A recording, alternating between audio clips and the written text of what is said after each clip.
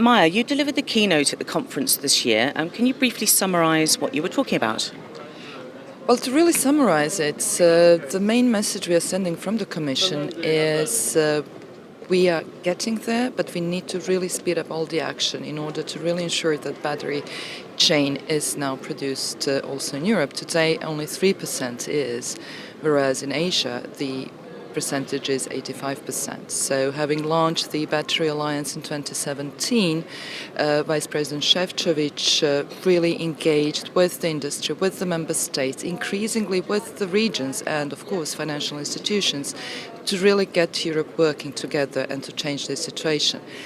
If you look at the facts, 1 in 8 jobs in Germany is in automotive industry, 1 in 12 in France. So we just cannot sit idly by because 30% of electric cars is battery. We just cannot be consumers. We have to also have European production. We are and have some leading companies in terms of research and innovation. We just have to get all of us together and make sure that Europe takes its post at the head of the battery production. Emissions targets set by the Commission are a key driver for the EV and battery industries. What challenges need to be overcome to meet these targets, and what role do you think industry plays in meeting these? Well, all I've said before, to increase battery production and to attain the lead, it will not happen without demand. If there is no demand, that will not happen. So the way we see it with correct regulatory framework, and that includes CO2 emission targets, which is not only a pure regulatory framework, this is also about meeting our Paris climate goals.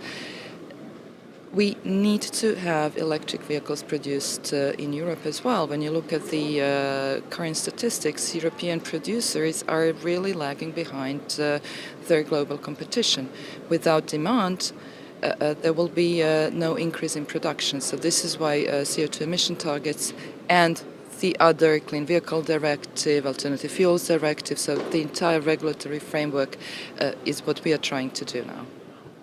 I think you spoke on stage about it needing to be attractive for people to actually use the vehicles, and it be easy to use vehicles, and needing sort of more places to power and charge things. Indeed, there is a triangle of really vehicles, infrastructure and services, so we have to combine them all.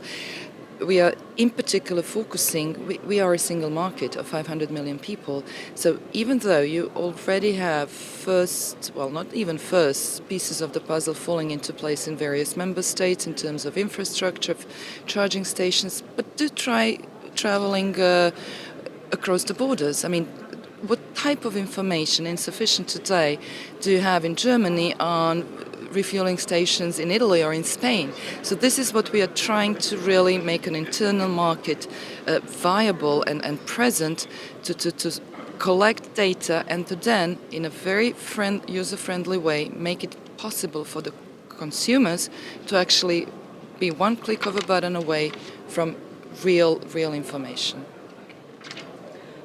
What do you think is needed to support further development of a European-based battery supply chain? I think we are on the right track, and as I just said in my speech, and I also heard some other speakers repeat it, we just need to speed up. The basis is there, industry has woken up, I dare say, is working together, member states are working together, regions are working together, financial institutions are following, we are working hard as European institutions, also heavily supported by the European Investment Bank. Okay, so a year after the launch of the European Battery Alliance, the basis is there, but we really now need to scale up and to speed up.